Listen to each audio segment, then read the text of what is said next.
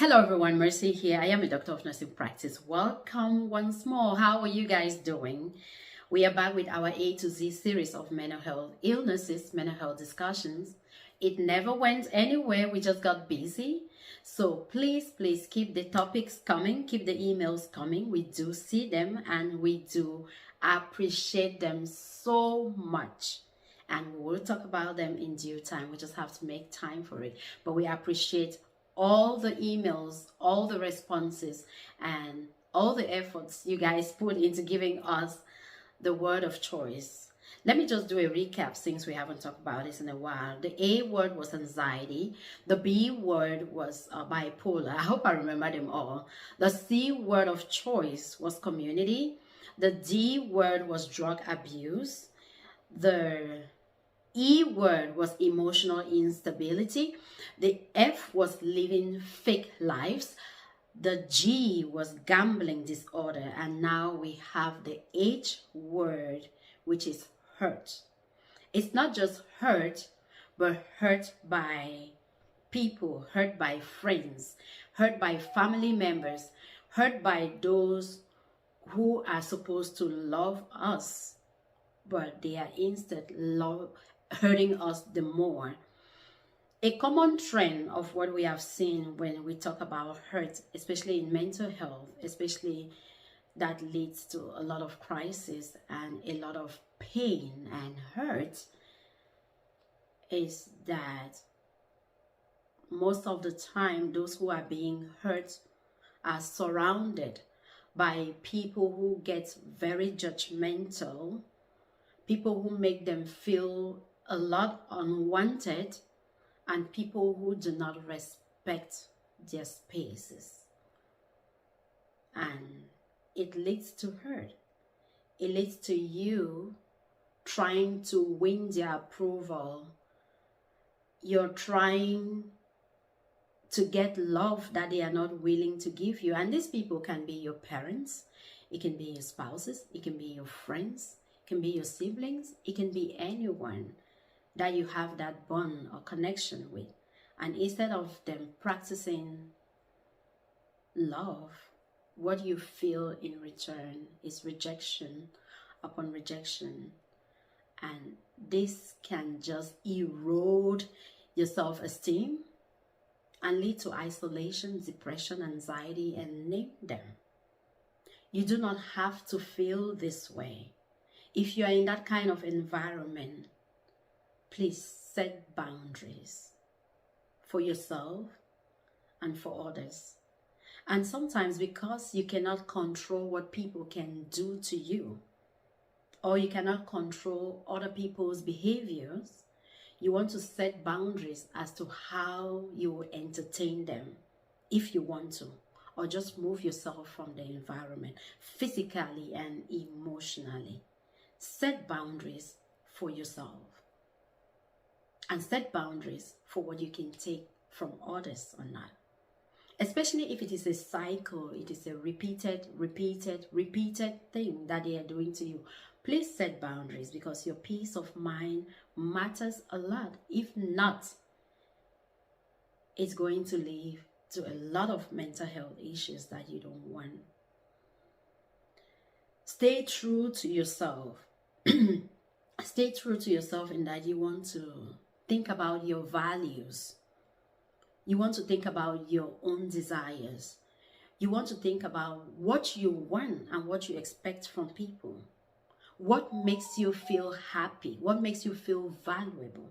Stay true to yourself.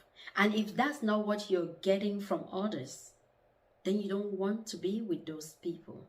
You want to cut off from them so that you can stay intact and keep your sanity before you lose it. Stay true to who you are. And sometimes who you are is not what others are, or is not what others can relate with. So you want to stay true to yourself. Another thing that you can consider is speak up, if it is safe to speak up. Because sometimes it may not be safe to speak up. The repercussions that come with speaking up may be more detrimental. So if it is safe, to speak up, then do speak up. Sometimes the hurt is coming from a higher authority, and the repercussions for speaking up may be more, maybe worse. So if you can speak up, please speak up. If you cannot, again, leave that environment. Leave that environment. You also want to practice empathy. Empathy towards those who are treating you that way. It has been known and researched so many times that people cannot give what they do not have. If people are showing you hatred, judgment, criticism, half of the time, or more than half of the time, that's what they are dealing with themselves. So show empathy. It's not an excuse for them to treat you that way though, but if you can, if it's someone that you think you cannot leave on the curb, if it's your ride or die, then you want to show empathy and get to the root of it and see what is going on. Maybe they are dealing with something bigger than that, that if they get help, it can be better. It can be resolved. Talking about getting help. Maybe you also want to get help. Seek support from other friends, other relatives. You can even seek professional support. But above all, value yourself. Love yourself. When you love yourself more, you treat yourself better. And when you treat yourself better, there's a limit to what you will take from people. There's a limit to what you allow someone to do to you. There's a limit to how much you can tolerate. When you walk around with a burden in you, when you walk around with sadness, when you walk around with depression, anxiety, stemming from hurt, it's like a heavy baggage that is about to crush you. And when people see you, they are not seeing your true self. That is what they are seeing. Someone can see you for 1 minute, someone can see you for 5 minutes and just be like, oh my God, you are so broken. You are so crushed. Because they're seeing the baggage firsthand before anything. But when you love yourself first, that baggage begins to listen. It begins to lessen. It begins to go less and less. It doesn't crush you anymore. It doesn't feel heavy anymore. That's not what people see first when they see you. And then they start treating you the way you want to be treated. Because when they see you, they know what you can take and what you cannot take. When they see you, they see so much love. And they have nothing but love to give you or step away. When they see you, they see a happy, disciplined person who has set boundaries for themselves. And if they cannot fit in around that boundary, they know that it is not a space for them. They keep going or they stay with you and treat you the way you want to be treated. So if you look at all this, it boils down to self-love. Let us start with us, knowing what we want, knowing what we can tolerate, knowing how to love ourselves with so much care, with so much concern, in a way that we are not letting others not love us. If others have nothing but hatred to give us, then they cannot fit in that space. Let love reign. When you love yourself so much, you treat yourself so much better. And then you can treat others better as well. Self-love is key.